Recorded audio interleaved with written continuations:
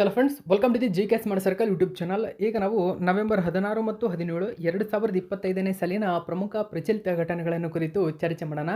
ನಿಮಗೆಲ್ಲ ಗೊತ್ತಿರಲಿ, ಪ್ರತಿದಿನ ನಾನು ಕನ್ನಡದ ಪ್ರಜಾವಾಣಿ ಸೇರಿದಂತೆ ಕನ್ನಡದ ಇತರ ಎಲ್ಲ ನ್ಯೂಸ್ ಪೇಪರ್ಗಳು, ಇಂಗ್ಲೀಷ್ನ ದಿ ಹಿಂದೂ ಮತ್ತು ಇಂಗ್ಲೀಷ್ನ ಇತರ ಎಲ್ಲ ನ್ಯೂಸ್ ಪೇಪರ್ಗಳ ಜೊತೆಗೆ ಕೇಂದ್ರ ಸರ್ಕಾರ ಪ್ರತಿದಿನ ಅಪ್ಡೇಟ್ ಮಾಡ್ತಕ್ಕಂಥ PIB ನ್ಯೂಸ್ ಪೇಪರ್ಗಳ ಪ್ರಮುಖ ಪ್ರಚಲಿತ ಘಟನೆಗಳನ್ನು ನಿಮ್ಮ ಮುಂದೆ ತರ್ತಾ ಇರ್ತೀನಿ.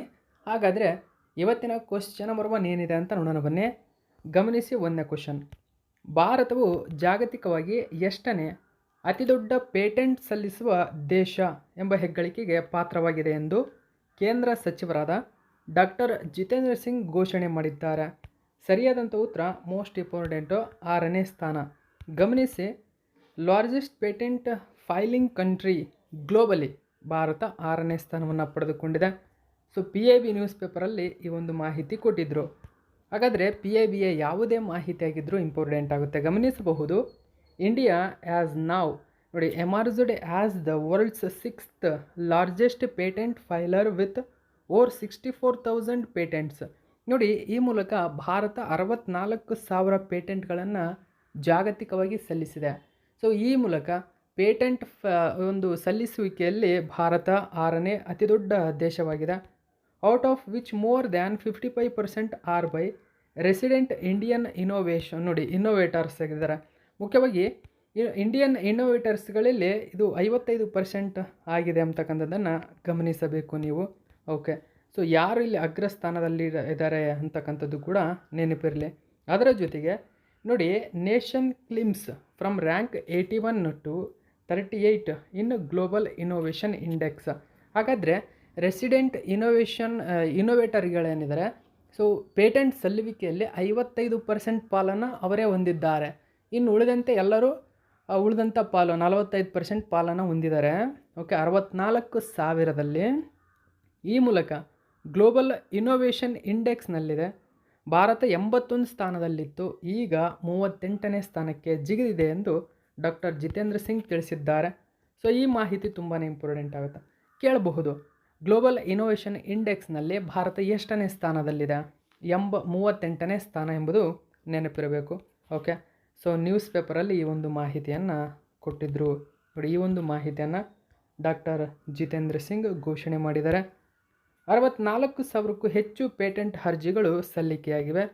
55%ಕ್ಕಿಂತ ಹೆಚ್ಚು ಭಾರತೀಯ ನಿವಾಸಿ ನಾವೀನ್ಯಕಾರರಿಂದ ಆಗಿರತಕ್ಕಂಥದ್ದು. ಓಕೆ, ಜಾಗತಿಕ ನಾವೀನ್ಯತೆ ಸೂಚ್ಯಂಕದಲ್ಲಿ ಭಾರತವು 81ನೇ ಸ್ಥಾನದಿಂದ 38ನೇ ಸ್ಥಾನಕ್ಕೆ ಏರಿದೆ. ಇಲ್ಲಿ ಸ್ಟಾರ್ಟಪ್ಗಳು, ಕೌಶಲ್ಯ ಆಗಿರ್ಬೋದು, ಅನ್ವಯಿಕ ವಿಜ್ಞಾನಗಳಾಗಿರ್ಬೋದು, ನಾವೀನ್ಯತೆ ಅಂದರೆ ಇವು ಸಾಂಪ್ರದಾಯಿಕ ಸರ್ಕಾರಿ ಉದ್ಯೋಗಗಳು ಮಾತ್ರವಲ್ಲ, ಇಲ್ಲಿ ಇವುಗಳ ಮೇಲೆ ಒತ್ತು ನೀಡಲಾಗ್ತಾ ಇದೆ.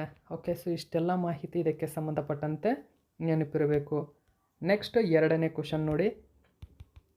ಇತ್ತೀಚೆಗೆ ಪ್ರತಿಷ್ಠಿತ ಅಂತಾರಾಷ್ಟ್ರೀಯ ಫ್ಲ್ಯಾಗ್ ಪ್ರಮಾಣೀಕರಣವನ್ನು ಪಡೆದುಕೊಂಡಂತಹ ಸುನಾಪುರ್ ಮತ್ತು ಪುರಿ ಕಡಲ ತೀರಗಳು ಕೆಳಗಿನ ಯಾವ ರಾಜ್ಯದಲ್ಲಿ ಕಂಡುಬರುತ್ತವೆ? ಸಲಿ ಬ್ಲೂ ಫ್ಲ್ಯಾಗ್ ಸರ್ಟಿಫಿಕೇಷನ್ ಎಂಬುದು ನಿಮಗೆ ನೆನಪಿರಬೇಕು. ಬ್ಲೂ ಫ್ಲ್ಯಾಗ್ ಸರ್ಟಿಫಿಕೇಷನ್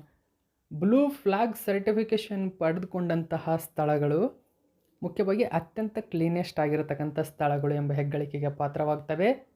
ಜೊತೆಗೆ ಆ ಸ್ಥಳಗಳು ಜಾಗತಿಕವಾಗಿ ಗುರುತು ಪಡುವುದರಿಂದ ಅಲ್ಲಿನ ಪ್ರವಾಸೋದ್ಯಮಕ್ಕೆ ಹೆಚ್ಚಿನ ಆದ್ಯತೆ ಕೊಡಲಾಗುತ್ತದೆ. ಸೊ ಅದಕ್ಕೆ ಹೆಚ್ಚಿನ ಅನುದಾನವೂ ಕೂಡ ಬಿಡುಗಡೆಯಾಗುತ್ತೆ.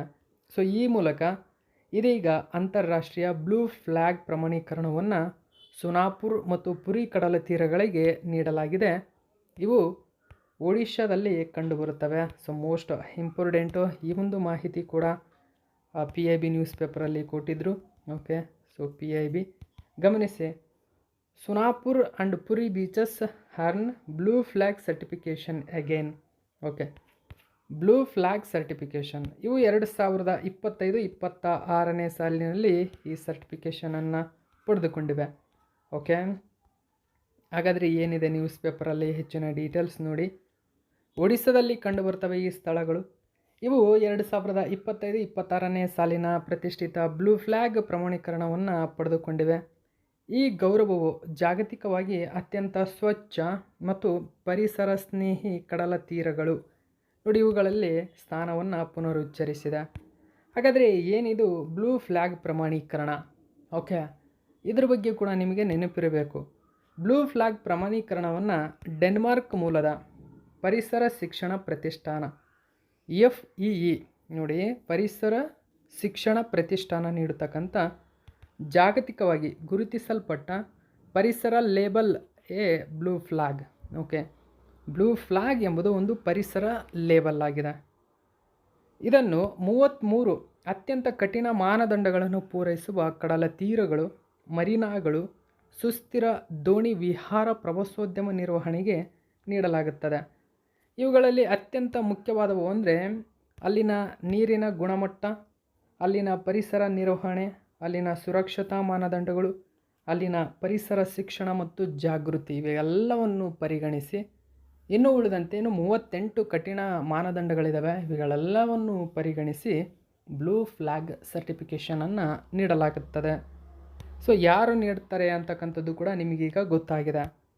ಭಾರತದ 13 ಕಡಲ ತೀರಗಳು ಇತ್ತೀಚಿನ ಬ್ಲೂ ಫ್ಲ್ಯಾಗ್ ಪಟ್ಟಿಯಲ್ಲಿ ಗುರುತಿಸಲ್ಪಟ್ಟಿವೆ. ಈ ಮೂಲಕ 12ನೇ ಬ್ಲೂ ಫ್ಲ್ಯಾಗ್ ಪಟ್ಟಿಯಲ್ಲಿ ಕಾಣಿಸಿಕೊಂಡಿರ್ತಕ್ಕಂಥದ್ದು ಸುನಾಪುರ್ ಮತ್ತು ಪುರಿ ಕಡಲ ತೀರಗಳು ಇವೆರಡು. ಸೊ ಇದು ಕೂಡ ನೆನಪಿರಬೇಕು. ನೆಕ್ಸ್ಟು 3ನೇ ಕ್ವಶನ್ ನೋಡಿ. ಇತ್ತೀಚೆಗೆ ಬಿಡುಗಡೆಯಾದ ಹೆನ್ಲಿ ಪಾಸ್ಪೋರ್ಟ್ ಸೂಚ್ಯಂಕ, ಮತ್ತೆ ಹೆಗೇನ್ ಹೆನ್ಲಿ ಪಾಸ್ಪೋರ್ಟ್ ಸೂಚ್ಯಂಕ ಬಿಡುಗಡೆಯಾಗಿದೆ. ಅಂದರೆ ದಿ ಹಿಂದೂ ಪೇಪರಲ್ಲಿ ಕೊಟ್ಟಿದ್ರು, ಇದನ್ನು ಪುನರ್ ಉಚ್ಚರಿಸಿದೆ ಹೆನ್ಲಿ ಪಾಸ್ಪೋರ್ಟ್ ಸೂಚ್ಯಂಕ. ಸೊ ಈ ಸೂಚ್ಯಂಕ ಮತ್ತೆ ಬಿಡುಗಡೆಯಾಗಿದೆ. ಇದರಲ್ಲಿ ಭಾರತವು 85ನೇ ಸ್ಥಾನ, ಪುನಃ 85ನೇ ಸ್ಥಾನವನ್ನು ಪಡೆದುಕೊಂಡಿರತಕ್ಕಂಥದ್ದು. ಸೊ ಪುನಃ 85ನೇ ಸ್ಥಾನದಲ್ಲಿದೆ. ಏನಿದು? ಈ ಡೀಟೇಲ್ಸನ್ನು ತಿಳ್ಕೊಳ್ಳೋಣ. ದ ಇಂಡಿಯನ್ ಎಕ್ಸ್ಪ್ರೆಸ್ ಪೇಪರ್ನಲ್ಲಿ ಮಾಹಿತಿ ಕೊಟ್ಟಿದ್ದರು. Henley passport index 2025 top 10 strongest ಪಾಸ್ಪೋರ್ಟ್ಸ್ಗಳು ಯಾವ್ಯಾವು, ಭಾರತ ಎಷ್ಟು ದೇಶಗಳಿಗೆ ಈ ಮೂಲಕ ಸಂಚರಿಸಬಹುದು, ಎಲ್ಲ ಡೀಟೇಲ್ಸ್ ನೋಡೋಣ. ನೋಡಿ, ಭಾರತ 2024ರಲ್ಲಿ 80ನೇ ಸ್ಥಾನದಲ್ಲಿತ್ತು. ಆದರೆ 2025ರಲ್ಲಿ 85ನೇ ಸ್ಥಾನಕ್ಕೆ ಕುಸಿತಗೊಂಡಿದೆ. ಸರಿಸುಮಾರು 5 ಪಾಯಿಂಟ್ಗಳಲ್ಲಿ ಭಾರತ ಕುಸಿತವನ್ನು ಅನುಭವಿಸಿರ್ತಕ್ಕಂಥದ್ದು. ಹಾಗಾದರೆ ಈ ಅಂತಾರಾಷ್ಟ್ರೀಯ ಪ್ರಯಾಣ ಸ್ವಾತಂತ್ರ್ಯವನ್ನು ಸುಧಾರಿಸುವ ಪ್ರಯತ್ನಗಳಲ್ಲಿ ಅತ್ಯಂತ ಹಿನ್ನಡೆಯಾಗಿದೆ. ಹಾಗಾದರೆ ವೀಸಾ ಮುಕ್ತ ಅಥವಾ ವೀಸಾ ಆಗಮನ ಪ್ರವೇಶ ಕೇವಲ 57 ದೇಶಗಳು. ಹಾಗೆ 85ನೇ ಸ್ಥಾನದಲ್ಲಿರತಕ್ಕಂಥ ಭಾರತ ಏನಿದೆ 57 ದೇಶಗಳಿಗೆ ವೀಸಾ ಮುಕ್ತವಾಗಿ ಮತ್ತು 57 ದೇಶಗಳು ವೀಸಾ ಮುಕ್ತವಾಗಿ ಭಾರತಕ್ಕೆ ಆಗಮನ ಆಗಬಹುದು. ಶ್ರೇಯಾಂಕ ಬದಲಾವಣೆ, ಇಂದಿನ ವರ್ಷಕ್ಕಿಂತ 5 ಸ್ಥಾನಗಳು ಕೆಳಗೆ ಇಳಿದಿರತಕ್ಕಂಥದ್ದು. ಹಾಗಾದರೆ ಟಾಪ್ 5 ಅತ್ಯಂತ ಶಕ್ತಿಶಾಲಿ ಪಾಸ್ಪೋರ್ಟ್ಗಳ ಬಗ್ಗೆ ನೋಡೋದಾದರೆ ಸಿಂಗಾಪುರ ದೇಶ ನೋಡಿ, ವಿಶ್ವದ ಎಲ್ಲ ದೇಶಗಳಿಗೆ ಸರಿಸುಮಾರು 193 ದೇಶಗಳಿಗೆ ವೀಸಾ ಮುಕ್ತವಾಗಿ ಪ್ರವೇಶಿಸುವ ಸಾಮರ್ಥ್ಯವನ್ನು ಸಿಂಗಾಪುರ ಹೊಂದಿದೆ. ಸೊ ಅಲ್ಲಿ ಸರಿಸುಮಾರು ಎಲ್ಲ ದೇಶಗಳು, ವಿಶ್ವದ ಎಲ್ಲ ದೇಶಗಳಿಗೂ ಸಿಂಗಾಪುರ ಸ್ಥಾನ ಪಡೆದುಕೊಂಡಿದೆ. ದಕ್ಷಿಣ ಕೊರಿಯಾ ನೋಡಿ, ಸೌತ್ ಕೊರಿಯಾ 2ನೇ ಸ್ಥಾನದಲ್ಲಿದೆ. ಜಪಾನ್ 3ನೇ ಸ್ಥಾನದಲ್ಲಿದೆ. ಇನ್ನು ಯುರೋಪಿಯನ್ ಪವರ್ ಗ್ರೂಪ್ ಅಂತ ಕರೀತಾರೆ, 13 ದೇಶಗಳಿದ್ದಾವೆ. ಇದರಲ್ಲಿ 187 ಗಮ್ಯ ಸ್ಥಾನಗಳಿಗೆ ಅಥವಾ ದೇಶಗಳಿಗೆ ಭೇಟಿ ನೀಡುವ ಒಂದು ಸ್ಥಾನ ಪಡೆದುಕೊಂಡಿದೆ. Austria, Greece, Norway, Portugal, Sweden ಇವೆಲ್ಲವೂ ಕೂಡ 5ನೇ ಸ್ಥಾನ ಪಡೆದುಕೊಂಡಿವೆ. ಓಕೆ, ಈ ಮೂಲಕ ಈ 5 ಟಾಪ್ 5 ಪಾಸ್ಪೋರ್ಟ್ ಇಂಡೆಕ್ಸಲ್ಲಿ ಅಗ್ರ ಸ್ಥಾನದಲ್ಲಿವೆ, ನೆನಪಿಟ್ಕೊಳ್ಳಿ. ಹಾಗಾದರೆ ಈ ಬಲಿಷ್ಠ ಪಾಸ್ಪೋರ್ಟ್ ಅಂದ್ರೇನು ನೋಡಿ, ಇದು ನೆನಪಿರಬೇಕು ನೀವು. ಬಲಿಷ್ಠ ಪಾಸ್ಪೋರ್ಟ್ ಅಂದ್ರೇನು? ಬಲಿಷ್ಠ ಪಾಸ್ಪೋರ್ಟ್ ಅಂದರೆ ಪ್ರವಾಸೋದ್ಯಮ, ವ್ಯವಹಾರ, ಶಿಕ್ಷಣ, ತುರ್ತು ಪರಿಸ್ಥಿತಿ ಇವುಗಳಿಗೆ ಹೆಚ್ಚಿನ ಪ್ರಯಾಣದ ಸುಲಭತೆಯನ್ನು ಒದಗಿಸುವ ಪಾಸ್ಪೋರ್ಟು. ನೋಡಿ, ಸುಲಭತೆ ಅಂದರೆ ಮುಖ್ಯವಾಗಿ ಕಡಿಮೆ ವೆಚ್ಚಗಳು, ಕಡಿಮೆ ಅಧಿಕಾರಶಾಹಿ ವಿಳಂಬಗಳು, ಜಾಗತಿಕ ವೇದಿಕೆಯಲ್ಲಿ ಹೆಚ್ಚಿನ ನಂಬಿಕೆ, ರಾಜತಾಂತ್ರಿಕ ಮುನ್ನಡೆ ಇವುಗಳನ್ನೆಲ್ಲ ಪರಿಗಣಿಸಿದೆ. ಇವುಗಳೇನಿದಾವೆ ಇವೆಲ್ಲವೂ ಕೂಡ ಆ ಪ್ರಯಾಣದ ಸುಲಭತೆಗೆ ಆದ್ಯತೆಯನ್ನು ಕೊಡ್ತವೆ. ಅಂದರೆ ಆ ಒಂದು ದೇಶ, ಆ ಒಂದು ಪಾಸ್ಪೋರ್ಟ್ ಏನಿದೆ ಅಲ್ಲಿನ ಪಾಸ್ಪೋರ್ಟ್ಗಳು ಕಠಿಣವಾಗಿರಬಾರದು ಮತ್ತು ಆ ದೇಶದಲ್ಲಿ ಪಾಸ್ಪೋರ್ಟ್ಗಳಿಗೆ ಸಂಬಂಧಪಟ್ಟಂತೆ ಹೆಚ್ಚಿನ ನಂಬಿಕೆ ಇರಬೇಕಾಗುತ್ತೆ, ಜಾಗತಿಕವಾಗಿ ಗುರುತಿಸಲ್ಪಟ್ಟಿರಬೇಕಾಗುತ್ತೆ ಅದು. ಸೊ ಇವು ಅತ್ಯಂತ ಬಲಿಷ್ಠ ಪಾಸ್ಪೋರ್ಟ್ಗಿರ್ತಕ್ಕಂಥ ಲಕ್ಷಣ. ಹಾಗಾದರೆ ಅಮೇರಿಕ ಕೂಡ 180 ದೇಶಗಳಿಗೆ ವೀಸಾ ಮುಕ್ತವಾಗಿ ಪ್ರಯಾಣಿಸಬಹುದು. 12ನೇ ಸ್ಥಾನದಲ್ಲಿದೆ. ಈ ಮೂಲಕ ಮೊದಲ ಬಾರಿಗೆ ಅಗ್ರ 10ರಿಂದ ಹೊರಬಿದ್ದಿದೆ ಅಮೇರಿಕ. ಓಕೆ, ಇದು ಕೂಡ ನೆನಪಿರಬೇಕು. ನೆಕ್ಸ್ಟು 4ನೇ ಕ್ವಶನ್ ಗಮನಿಸಿ. 2025ನೇ ಸಾಲಿನ ಪ್ರತಿಷ್ಠಿತ ಭಾರತ ಮತ್ತು ಫ್ರಾನ್ಸ್ ನಡುವಿನ ದ್ವೈವಾರ್ಷಿಕ ದ್ವಿಪಕ್ಷೀಯ ವಾಯು ವ್ಯಾಯಾಮವಾದ ಗರುಡ 2025 ಇದೇ ನವೆಂಬರ್ 16ರಿಂದ 27ರವರೆಗೆ ಯಾವ ಸ್ಥಳದಲ್ಲಿ ನಡೆಯಲಿದೆ?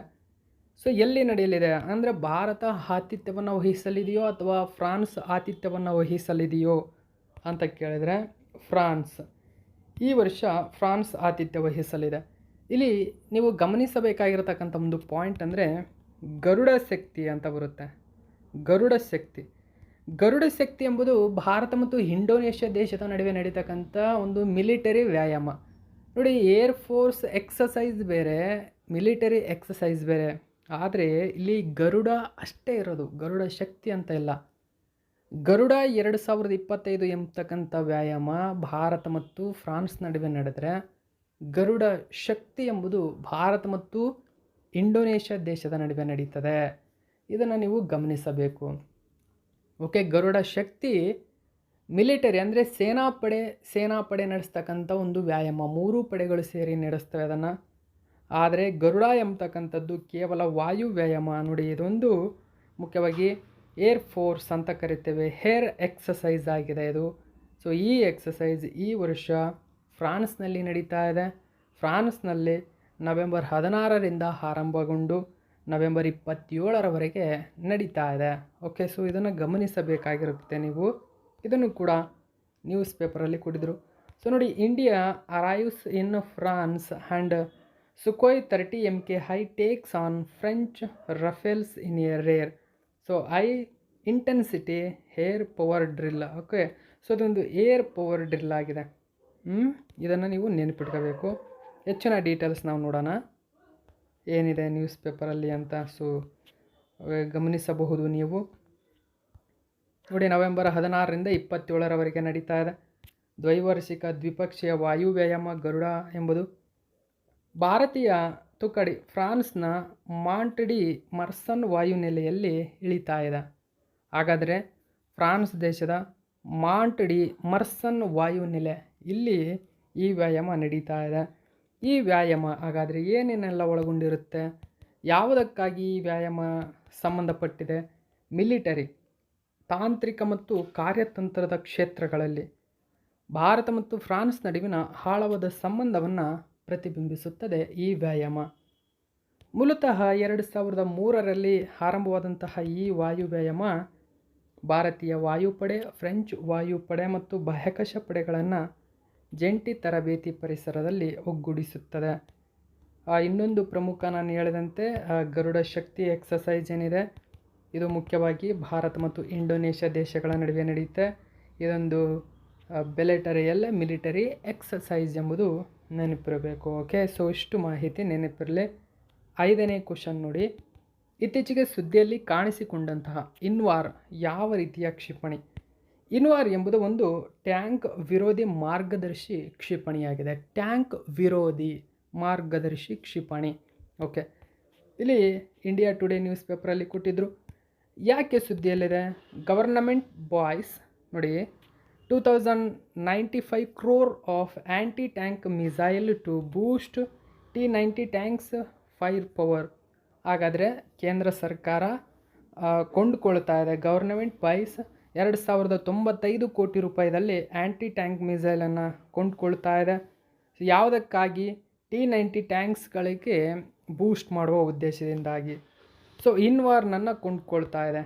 ಇನ್ವಾರ್ ನೋಡಿ, ಇನ್ವಾರ್ ಎಂಬುದು anti tanks missile to strength ಅಂತ Indian armies T-90 tanks. Indian ಆರ್ಮಿಯ T-90 ಟ್ಯಾಂಕ್ಸ್ಗಳೇನಿದ್ದಾವೆ ಇವುಗಳಿಗೆ ಸ್ಟ್ರೆಂತ್ ಕೊಡ್ತಾ ಇದೆ. ಸೊ ಇನ್ವಾರ್ ಇವುಗಳನ್ನು ಕೊಡ್ತಾ ಇದೆ. ಹಾಗಾದರೆ ಇದನ್ನು ಯಾರು ತಯಾರು ಮಾಡ್ತಾರೆ? ಭಾರತ್ ಡೈನಾಮಿಕ್ಸ್ ಲಿಮಿಟೆಡ್ BDL ಇದನ್ನು ತಯಾರು ಮಾಡ್ತಾ ಇದೆ ಈ ಕ್ಷಿಪಣಿಯನ್ನು. T-90 ಟ್ಯಾಂಕ್ ಫೈರ್ ಪವರನ್ನು ಬಲಪಡಿಸಲು 2095 ಕೋಟಿಗೂ ಹೆಚ್ಚು ಮೌಲ್ಯದ ಇನ್ವಾರ್ ಟ್ಯಾಂಕ್ ವಿರೋಧಿ ಕ್ಷಿಪಣಿಗಳನ್ನು ಭಾರತ ಖರೀದಿಸ್ತಾ ಇದೆ. ಇನ್ವಾರ್ ಎಂಬುದು T-90 ಟ್ಯಾಂಕ್ಗಳ ಬ್ಯಾರಲ್ನಿಂದ ಹಾರಿಸಲಾಗುವಂತಹ ಟ್ಯಾಂಕ್ ವಿರೋಧಿ ಮಾರ್ಗದರ್ಶಿ ಕ್ಷಿಪಣಿಯಾಗಿದೆ. ATGM ಆಗಿದೆ. ನೆಕ್ಸ್ಟ್ 6ನೇ ಕ್ವಶನ್ ಗಮನಿಸೋಣ. ಇತ್ತೀಚೆಗೆ ಕೇಂದ್ರ ಸರ್ಕಾರವು ಭೌಗೋಳಿಕ ಸೂಚ್ಯಾಂಕ ಟ್ಯಾಗ್ ಅಂದರೆ ಜಿಯೋಗ್ರಫಿಕಲ್ ಇಂಡಿಕೇಶನ್ ಟ್ಯಾಗ್ಗಳನ್ನು ನೀಡಿದಂತಹ ತುಂಗ್ ಬಕ್ ಮತ್ತು ನೋಡಿ ಪಂಟಾಂಗ್ ಪುಲಿಟ್ ಅಂತ ಕರೀತಾರೆ. ಇಂಗ್ಲೀಷಲ್ಲಿ ಕೊಟ್ಟಿದ್ರೆ ಗಮನಿಸಿ, ತುಂಗ್ ಬಕ್ ಪಂಟಾಂಗ್ ಪುಲಿಟ್. ಓಕೆ, ಪುಲಿಟ್ ಕೆಳಗಿನ ಯಾವ ರಾಜ್ಯದ ಪ್ರಸಿದ್ಧ ಸಂಗೀತ ವಾದ್ಯಗಳಾಗಿವೆ? ನೋಡಿ, ಇದೀಗ ಭಾರತ ಸರ್ಕಾರ ಅತ್ಯಂತ ಪ್ರಸಿದ್ಧ ಮತ್ತು ಪುರಾತನ ಮತ್ತು ಹೆಚ್ಚಿನ ವ್ಯಾಲ್ಯೂ ಹೊಂದಿರತಕ್ಕಂಥ ಯಾವುದೇ ಒಂದು ವಸ್ತು ಆಗಿರ್ಬೋದು, ಉತ್ಪನ್ನ ಆಗಿರಬಹುದು, ಜೊತೆಗೆ ಅದು ಸಂಗೀತ ವಾದ್ಯ ಆಗಿರ್ಬೋದು, ಬುಕ್ಸ್ ಆಗಿರ್ಬೋದು, ಇವುಗಳಿಗೆ GI ಟ್ಯಾಗ್ ಕೊಡ್ತಾ ಹೋಗುತ್ತೆ. ಜಿಯೋಗ್ರಫಿಕಲ್ ಇಂಡಿಕೇಶನ್ ಅಂತ, ಭೌಗೋಳಿಕ ಸೂಚ್ಯಂಕ ಟ್ಯಾಗ್. ಸೊ ಈಗ ಹೊಸದಾಗಿ ತುಂಗ್ ಬಕ್ ಮತ್ತು ಪಂಟಾಂಗ್ ಪುಲಿಟ್ ಎಂಬತಕ್ಕಂತಹ 2 ಸಂಗೀತ ವಾದ್ಯಗಳಿವು. ನೋಡಿ, ಇಲ್ಲಿ ತುಂಬ ಇಂಪಾರ್ಟೆಂಟ್, ಇವು ಸಂಗೀತ ವಾದ್ಯಗಳು. ಈ ಸಂಗೀತ ವಾದ್ಯಗಳನ್ನು GI ಟ್ಯಾಗಿಗೆ ಸೇರ್ಪಡೆಗೊಳಿಸಿದೆ. ಎಲ್ಲಿ ಕಂಡುಬರುತ್ತವೆ ಅಂದರೆ Assam. Okay, Sikkim. Option number 3 ಸರಿಯಾಗಿದೆ. ಸಿಕ್ಕಿಂ ಇದಕ್ಕೆ ಸರಿಯಾಗಿರತಕ್ಕಂಥ ಉತ್ತರ. ಗಮನಿಸಿ, government grants GI tag to traditional Lepcha musical instruments. So ಇಲ್ಲಿ ಟ್ರೆಡಿಷನಲ್ ಲ್ಯಾಪ್ಚಾ ಮ್ಯೂಸಿಕಲ್ ಇಂಡಸ್ಟ್ರಿ ಅಂದರೆ ಸಾಂಪ್ರದಾಯಿಕ ಲ್ಯಾಪ್ಚಾ ಮ್ಯೂಸಿಕಲ್ ಸಂಗೀತ ವಾದ್ಯಗಳಿವು. ಓಕೆ, ಲ್ಯಾಪ್ಚಾ ಎಂಬುದು ಒಂದು ಬುಡಕಟ್ಟು ಜನಾಂಗ. ಓಕೆ, ಈ ಬುಡಕಟ್ಟು ಲ್ಯಾಪ್ಚಾ ಬುಡಕಟ್ಟುಗಳು ನುಡಿಸ್ತಕ್ಕಂತಹ ಒಂದು ಮ್ಯೂಸಿಕಲ್ ಇನ್ಸ್ಟ್ರೂಮೆಂಟ್ಗಳೇ ಇವು. ಓಕೆ, ಈ ಮ್ಯೂಸಿಕಲ್ ಇನ್ಸ್ಟ್ರೂಮೆಂಟ್ಗಳಿಗೆ ಇದೀಗ ಗವರ್ನಮೆಂಟ್ GI ಟ್ಯಾಗನ್ನು ಗ್ರ್ಯಾಂಟ್ ಮಾಡಿದೆ. ಓಕೆ, ಸೊ ಗಮನಿಸಬಹುದು, ನ್ಯೂಸ್ ಪೇಪರಲ್ಲಿ ಈ ಒಂದು ಮಾಹಿತಿ ಕೊಟ್ಟಿದ್ದರು. ಗಮನಿಸಿ, 2 ಟ್ರೆಡಿಷನಲ್ ಲ್ಯಾಪ್ಚಾ ಮ್ಯೂಸಿಕಲ್ ಇನ್ಸ್ಟ್ರೂಮೆಂಟ್ಸ್ ತಂಗ್ಬುಕ್ ಅಂಗ್ ಪಾಂಗ್ಟಾಂಗ್ ಪುಲಿಟ್ ಅಂತ ಕರೀತಾರೆ. ಇವು ಮೇಜರ್ ಕಲ್ಚರನ್ನು ಬೂಸ್ಟ್ ಮಾಡ್ತವೆ. ಯಾವ ಒಂದು ಸ್ಥಳದಲ್ಲಿ ಕಂಡುಬರ್ತವೆ ಇವು ಅಂತ ಕೇಳಿದರೆ ಸಿಕ್ಕಿಂ. ಓಕೆ, ಸೊ ಗಮನಿಸಬಹುದು. ಲೆಪ್ಚಾ ಕಮ್ಯುನಿಟಿ ಇದು ತುಂಬಾ ಸುದ್ದಿಯಲ್ಲಿದೆ ಈಗ. ಯಾಕಂದರೆ GI ಟ್ಯಾಗ್ ಅಂತ ಪಡೆದುಕೊಂಡಿರ್ತಕ್ಕಂಥ ಈ ಸಂಗೀತ ಮ್ಯೂಸಿಕ್ಗಳೇನಿದ್ದಾವೆ ಲ್ಯಾಪ್ಚಾ ಸಮುದಾಯ ಅಂತ ಲ್ಯಾಪ್ಚಾ ಕಮ್ಯುನಿಟಿಗೆ ಸೇರ್ಪಡೆಗೊಂಡಿವೆ. ಕೇಳಬಹುದು ನಿಮಗೆ ಡೈರೆಕ್ಟಾಗಿ. ಇತ್ತೀಚೆಗೆ ಸುದ್ದಿಯಲ್ಲಿರ್ತಕ್ಕಂಥ ಲ್ಯಾಪ್ಚಾ ಬುಡಕಟ್ಟು ಅಥವಾ ಲ್ಯಾಪ್ಚಾ ಸಮುದಾಯ ಯಾವ ರಾಜ್ಯದಲ್ಲಿ ಕಂಡುಬರುತ್ತದೆ ಭಾರತದಲ್ಲಿ? ಈ ಥರದ ಕ್ವಶನ್ಗಳನ್ನು ಎಲ್ಲಿ ಕೇಳ್ತಾರೆ ಅಂದರೆ ವಂದಿಸಿ ಬರೆಯರಲ್ಲಿ ಕೇಳ್ತಾರೆ.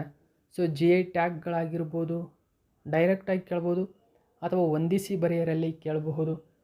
ಓಕೆ, ಸೊ ಇವೆಲ್ಲವನ್ನು ಕೂಡ ನೀವು ನೀಟಾಗಿ ಅರ್ಥ ಮಾಡ್ಕೊಂಡಿರಬೇಕಾಗುತ್ತೆ. ಇವು ಮ್ಯೂಸಿಕಲ್ ಇನ್ಸ್ಟ್ರೂಮೆಂಟ್ಗಳು ಅಂತ ಗೊತ್ತಿರಬೇಕು. ಜೊತೆಗೆ ಇವು ಲ್ಯಾಪ್ಚಾ ಸಮುದಾಯದ ಮ್ಯೂಸಿಕಲ್ ಇನ್ಸ್ಟ್ರೂಮೆಂಟ್ ಅಂತಕ್ಕಂಥದ್ದು ಕೂಡ ನೆನಪಿರಬೇಕಾಗುತ್ತೆ. ಎಲ್ಲ ಮಾಹಿತಿಯನ್ನು ಆಲ್ರೆಡಿ ಮೇಲೆ ತಿಳಿಸ್ಕೊಟ್ಟಿದ್ದೀನಿ. ಓಕೆ, ಇದು ಸಿಕ್ಕಿಂನ ಲೆಪ್ಚಾ ಸಮುದಾಯಕ್ಕೆ ಹೆಮ್ಮೆಯ ಕ್ಷಣ. ದೀರ್ಘಕಾಲದಿಂದ ತನ್ನ ಆಳವಾದ ಬೇರೂರಿರುವ ಸಂಪ್ರದಾಯಗಳು ಮತ್ತು ಸಂಗೀತ ಪರಂಪರೆಗೆ ಹೆಸರುವಾಸಿಯಾಗಿವೆ. ಓಕೆ, ನೆಕ್ಸ್ಟ್ ನಾವು 7ನೇ ಕ್ವಶನ್ ಗಮನಿಸೋಣ ಬನ್ನಿ. ಎಸ್ಕೇಪ್ ನೋಡಿ, ಎಸ್ಕಪಾಡ್ ಅಂತ ಕರೀತಾರೆ ಇದನ್ನು. ಅಂದರೆ ಫುಲ್ ಫಾರ್ಮ್ ನೀವು ಗಮನಿಸಬಹುದು. Escape and plasma acceleration and dynamics explorers ಅಂತ ಕರೀತಾರೆ. ಇಂಗ್ಲೀಷಲ್ಲಿ ಕೂಡ ಸೇಮ್ ಇದೆ, ಇದನ್ನು ಗಮನಿಸಬೇಕು. ಇದನ್ನು ಎಸ್ಕಾಪ್ಯಾಡ್ ಅಂತ ಕರೀತಾರೆ. ಈ ಮಿಷನ್ ಅಂದರೆ ಇದನ್ನು ಡೈರೆಕ್ಟಾಗಿ ಎಸ್ಕಾಪ್ಯಾಡ್ ಮಿಷನ್. ಈ ಮಿಷನ್ ಕೆಳಗಿನ ಯಾವ ಬಾಹ್ಯಾಕಾಶ ಸಂಸ್ಥೆಯ ಉಪಕ್ರಮವಾಗಿದೆ? ಸೊ ಬಾಹ್ಯಾಕಾಶ ಸಂಸ್ಥೆ ಅಂತ ಬಂದರೆ ಜಾಗತಿಕವಾಗಿ ಕೆಲವೇ ಬಾಹ್ಯಾಕಾಶ ಸಂಸ್ಥೆಗಳು ಅತ್ಯಂತ ಪ್ರತಿಷ್ಠೆಯನ್ನು ಹೊಂದಿರತಕ್ಕಂಥದ್ದು. ಅದರಲ್ಲಿ ನಾಸಾ ಅತ್ಯುನ್ನತ. ರಾಷ್ಟ್ರೀಯ ವಾಯುಯಾನ ಮತ್ತು ಬಾಹ್ಯಾಕಾಶ ಆಡಳಿತ, ನಾಸಾ ಸಂಬಂಧಪಟ್ಟಿರ್ತಕ್ಕಂಥ ಒಂದು ಮಿಷನ್ ಇದು. ಸೊ ಹಾಗಾದರೆ ಏನಿದು ಮಿಷನ್ನು, ಯಾಕೆ ಸುದ್ದಿಯಲ್ಲಿದೆ? ಇದನ್ನು ಕೂಡ ಇಂಡಿಯಾ ಟುಡೇಯಲ್ಲಿ ಮಾಹಿತಿ ಕೊಟ್ಟಿದ್ದರು. ಓಕೆ, ಹೆಚ್ಚಿನ ಡೀಟೇಲ್ಸನ್ನು ಗಮನಿಸಬಹುದು. NASA to launch twin ESCAPADE spacecraft to Mars. So ಮಂಗಳ ಗ್ರಹಕ್ಕೆ ಇದನ್ನು ಕಳಿಸ್ತಾ ಇದೆ. Here's what they will do, ಏನು ಮಾಡುತ್ತೆ ಇದು ಹಾಗಾದರೆ? ಓಕೆ, ಈ ಎಸ್ಕಪೇಡ್ ಎಂಬತಕ್ಕಂಥ ಮಿಷನ್ನು ಮಂಗಳ ಗ್ರಹಕ್ಕೆ ಉಡಾವಣೆ ಆಗ್ತಾ ಇದೆ. ಹಾಗಾದರೆ ಇದರ ಉದ್ದೇಶವೇನು? ನಾಸಾ ಇದನ್ನು ಲಾಂಚ್ ಮಾಡ್ತಕ್ಕಂಥ ಪ್ರಮುಖ ಉದ್ದೇಶವೇನು? ಹೆಚ್ಚಿನ ಡೀಟೇಲ್ಸ್ ಗಮನಿಸಿ. ಬ್ಲೂ ಒರಿಜಿನ್ ಗಮನಿಸಿ. ಬ್ಲೂ ಒರಿಜಿನ್ ಎಂಬುದು ಮಂಗಳ ಗ್ರಹಕ್ಕೆ ನಾಸಾದ ಎಸ್ಕಪೇಡ್ ಕಾರ್ಯಾಚರಣೆಯನ್ನು ಪ್ರಾರಂಭಿಸಿತು. ಬ್ಲೂ ಒರಿಜಿನ್ ಓಕೆ ಇದು ಪ್ರಾರಂಭಿಸಿದೆ. ಎಸ್ಕಪೇಡ್ ಮಂಗಳ ಗ್ರಹಕ್ಕೆ ನಾಸಾದ ಮೊದಲ ಸಂಘಟಿತ ಬಹು ಬಾಹ್ಯಾಕಾಶ ನೌಕೆ ಕಕ್ಷೀಯ ವಿಜ್ಞಾನ ಕಾರ್ಯಾಚರಣೆಯಾಗಿದೆ. ಸೊ ಗಮನಿಸಬಹುದು, ಮಂಗಳ ಗ್ರಹದ ಕಕ್ಷೆ ಏನಿದೆ, ಆರ್ಬಿಟ್ ಅಂತ ಕರೀತಾರಲ್ಲ, ಅದು ಆ ಆರ್ಬಿಟ್ನ ಕಾರ್ಯಾಚರಣೆ ಮಾಡುತ್ತೆ. ಅದರ ಸುತ್ತಲೂ ಕಾರ್ಯಾಚರಣೆಗಾಗಿ ಈ ಮಿಷನನ್ನು ಪ್ರಾರಂಭಿಸಿದೆ ಬ್ಲೂ ಒರಿಜಿನ್. ಓಕೆ, ಇದು ಬ್ಲೂ ಮತ್ತು ಗೋಲ್ಡ್ ಎಂಬ ಹವಳಿ ಕಕ್ಷಿಗಾಮಿಗಳನ್ನು ಒಳಗೊಂಡಿದೆ. ಏಕಕಾಲದಲ್ಲಿ ವಿವಿಧ ಸ್ಥಳಗಳಿಂದ ಮಂಗಳವನ್ನು ವೀಕ್ಷಿಸುತ್ತದೆ ಇದು. ಓಕೆ, ಸೊ ಇಷ್ಟು ಇದಕ್ಕೆ ಸಂಬಂಧಪಟ್ಟಂತೆ ನೆನಪಿರಲಿ. 8ನೇ ಕ್ವಶನ್ ಗಮನಿಸಿ. 2025ರ ಬಿಹಾರ ವಿಧಾನಸಭಾ ಚುನಾವಣೆಗಳು ರಾಷ್ಟ್ರೀಯ ಪ್ರಜಾಸತ್ತಾತ್ಮಕ ಒಕ್ಕೂಟ ಅಂದರೆ NDAಗೆ ಭರ್ಜರಿ ಜಯ ತಂದುಕೊಟ್ಟಿದೆ. ಹಾಗಾದರೆ ಬಿಹಾರ ವಿಧಾನಸಭೆಯ ಒಟ್ಟು ಸ್ಥಾನವೆಷ್ಟು? ಇಲ್ಲಿ ಗಮನಿಸಬೇಕು ನೀವು, NDA ಅಂದರೆ national democratic alliance.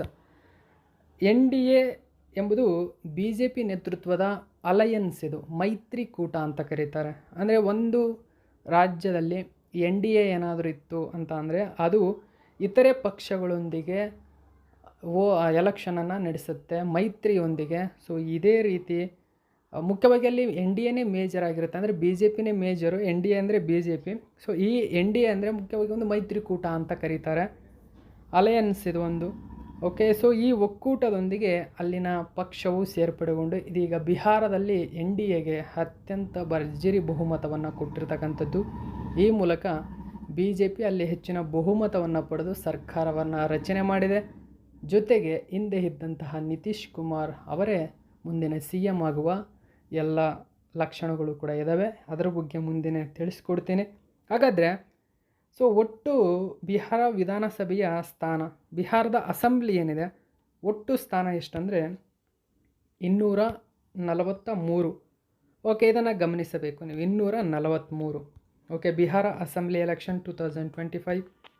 So NDA ಭರ್ಜರಿ ಗೆಲುವು ಕಂಡಿದೆ. ನೋಡಿ ಗಮನಿಸಬಹುದು, NDA ಜಯ ಪಡೆದುಕೊಂಡಿದೆ. ಟೋಟಲ್ 243 ಸ್ಥಾನಗಳಲ್ಲಿ ಸರಿಸುಮಾರು 202 ಸ್ಥಾನಗಳನ್ನು ಪಡೆದುಕೊಂಡಿರ್ತಕ್ಕಂಥದ್ದು. ಅಂದರೆ ಊಹೆಗೂ ಕೂಡ ನಿಲ್ಕದ್ದು 202 ಸ್ಥಾನಗಳನ್ನು ಪಡೆದುಕೊಂಡಿದೆ. ಕೇವಲ ಇನ್ನು ಉಳಿದಂಥ 42 ಸೀಟುಗಳು ಇತರೆ ಪಕ್ಷಗಳು ಪಡೆದುಕೊಂಡಿರ್ತಕ್ಕಂಥದ್ದು. ಇದು ಬಹುಮತದ 122 ಸ್ಥಾನಗಳಿಗಿಂತ ಬಹಳ ಹೆಚ್ಚಾಗಿದೆ. ನೋಡಿ, ಬಹುಮತಕ್ಕಿಂತಲೂ ಅತಿ ಹೆಚ್ಚಿನ ಮೊತ್ತ ಇದು. ಓಕೆ, ಅಂತಿಮ ಪಟ್ಟಿ ನೋಡಿ. ಅಂತಿಮ ಸ್ಥಾನಗಳ ಪಟ್ಟಿ NDA ಪ್ರಾಬಲ್ಯಗೊಂಡಿದೆ. ಅಂದರೆ BJPಯಲ್ಲಿ 89 ಸ್ಥಾನಗಳನ್ನು ಪಡೆದುಕೊಂಡಿದೆ. ಅತ್ಯಂತ ದೊಡ್ಡ ಪಕ್ಷವಾಗಿದೆ ಬಿಹಾರದಲ್ಲಿ BJP. ಜನತಾದಳ ಇಲ್ಲಿ ಸಂಯುಕ್ತ ಅಂತ ಕರಿತೇವೆ, ಅಂದರೆ JDU ಇದು. ಜನತಾದಳ ಸಂಯುಕ್ತ ಅಥವಾ JDU 85 ಸ್ಥಾನಗಳನ್ನು ಪಡೆದುಕೊಂಡು 2ನೇ ಅತಿ ದೊಡ್ಡ ಪಕ್ಷವಾಗಿದೆ. ಲೋಕಶಕ್ತಿ ಪರಿಷತ್, ರಾಮ್ ವಿಲಾಸ್ ಅಂತ ಕರೀತಾರೆ, ಅಂದರೆ ಇದನ್ನು LJPRV ಅಂತ ಕರಿತೀವಿ, 19 ಸ್ಥಾನಗಳನ್ನು ಪಡೆದುಕೊಂಡಿದೆ. ಉಳಿದಂತೆ RJD 25 ಸ್ಥಾನಗಳು. ನೋಡಿ, INC ಕೇವಲ 6 ಸ್ಥಾನಗಳನ್ನು ಪಡೆದುಕೊಂಡಿದೆ.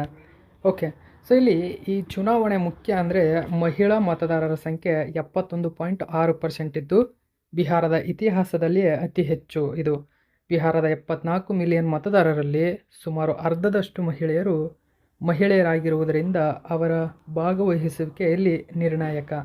ಓಕೆ, ಇದೇ ಸಂದರ್ಭದಲ್ಲಿ ಗಾಯಕಿ ರಾಜಕಾರಣಿ ಮೈಥಿಲಿ ಠಾಕೂರ್ BJPಯಿಂದ ಸ್ಪರ್ಧೆ ಮಾಡಿದರು. ಇವರು ಗೆದ್ದು ಅತ್ಯಂತ ಕಿರಿಯ ಶಾಸಕಿಯಾಗಿದ್ದಾರೆ ಬಿಹಾರದಲ್ಲಿ, ಇದು ಕೂಡ ನೆನಪಿರಲಿ.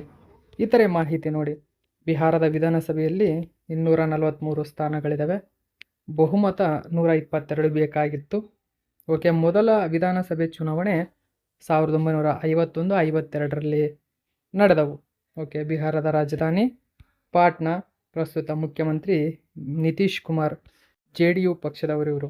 ಓಕೆ, ಪ್ರಸ್ತುತ ರಾಜ್ಯಪಾಲರು ರಾಜೇಂದ್ರ ಅರ್ಲೇಕರ್. ನೆಕ್ಸ್ಟು 9ನೇ ಕ್ವಶನ್ ಗಮನಿಸಿ. ಕರ್ನಾಟಕದಿಂದ ಸಾಫ್ಟ್ವೇರ್ ರಫ್ತನ್ನು 2030 ವೇಳೆಗೆ 4.9 ಲಕ್ಷ ಕೋಟಿಯಿಂದ ಎಷ್ಟು ಲಕ್ಷ ಕೋಟಿಗೆ ಹೆಚ್ಚಿಸುವ ಗುರಿಯನ್ನು ಹೊಂದಿದ ಕರ್ನಾಟಕ ಮಾಹಿತಿ ತಂತ್ರಜ್ಞಾನ ನೀತಿ 2025-30ಕ್ಕೆ ಗುರುವಾರ ನಡೆದ ಸಚಿವ ಸಂಪುಟ ಅನುಮೋದನೆ ನೀಡಿದ. ಸರಿಯಾದಂಥ ಉತ್ತರ 11.5 ಲಕ್ಷ ಕೋಟಿ. ನೋಡಿ, ಮೋಸ್ಟ್ ಇಂಪಾರ್ಟೆಂಟ್ ಆಗುತ್ತೆ ಇದು. ಕರ್ನಾಟಕ ಸರ್ಕಾರ ಕರ್ನಾಟಕ ಮಾಹಿತಿ ತಂತ್ರಜ್ಞಾನ ನೀತಿ 2025-2030 ಎಂಬ ಯೋಜನೆಯನ್ನು ಅಂದರೆ ಗುರಿಯನ್ನು ಜಾರಿಗೆ ತಂದಿದೆ. ಈ ಗುರಿಯ ಮೂಲಕ ಸಾಫ್ಟ್ವೇರ್ ರಫ್ತುಗಳನ್ನು 2030 ವೇಳೆಗೆ 4.9ರಿಂದ 11.5 ಲಕ್ಷಕ್ಕೆ ಹೆಚ್ಚಿಸುವ ಗುರಿಯನ್ನು ಹಾಕಿಕೊಂಡಿದೆ. ನೋಡಿ, ಈ ಒಂದು ಮಾಹಿತಿಯನ್ನು ಪ್ರಜಾವಾಣಿ ನ್ಯೂಸ್ ಪೇಪರಲ್ಲಿ ಕೊಟ್ಟಿದ್ದರು. ಓಕೆ, ನ್ಯೂಸ್ ಪೇಪರಲ್ಲಿತ್ತು. ಮಾಹಿತಿ ಗಮನಿಸಿ. 2030 ವೇಳೆಗೆ 11.5 ಲಕ್ಷ ಕೋಟಿ ಹೆಚ್ಚಿಸುವ ಗುರಿಯನ್ನು ಹೊಂದಿದೆ. ಇದರ ಮುಖ್ಯಾಂಶಗಳನ್ನು ಗಮನಿಸಬಹುದು ನೀವು. ಓಕೆ, ಸೊ ಇವತ್ತಿನ ಕ್ವಶನ್ಗಳು ನಿಮಗೆ. ಸೊ ಪ್ರತಿಯೊಬ್ಬರು ಇದಕ್ಕೆ ಆನ್ಸರ್ ಮಾಡಲೇಬೇಕು. ಒಂದನೇದು, ಗರುಡ ಶಕ್ತಿ ಮಿಲಿಟರಿ ವ್ಯಾಯಾಮ ಯಾವ ಯಾವ ದೇಶಗಳ ನಡುವಿನ ಪ್ರಮುಖ ವ್ಯಾಯಾಮವಾಗಿದೆ ತಿಳಿಸಿ. ಎರಡನೇದಾಗು, ಇನ್ವಾರ್ ಟ್ಯಾಂಕ್ ವಿರೋಧಿ ಕ್ಷಿಪಣಿಗಳನ್ನು ಯಾವ ಸಂಸ್ಥೆ ಅಭಿವೃದ್ಧಿಪಡಿಸುತ್ತದೆ. ಸೊ ಇವೆರಡಕ್ಕೂ ಪ್ರತಿಯೊಬ್ಬರು ಆನ್ಸರ್ ಮಾಡ್ತೀರಾ ಅಂದ್ಕೊಂಡಿದ್ದೀನಿ. ಆನ್ಸರ್ ಮಾಡಿ. ಸೊ ಇದು ಇವತ್ತಿನ ಪ್ರಮುಖ ಪ್ರಚಲಿತ ಘಟನೆ. ಇದೇ ತರಹದ ಮಾಹಿತಿಯೊಂದಿಗೆ ಮತ್ತೆ ನಿಮ್ಮನ್ನು ಭೇಟಿ ಆಗ್ತೀನಿ. Thank you so much for watching my video.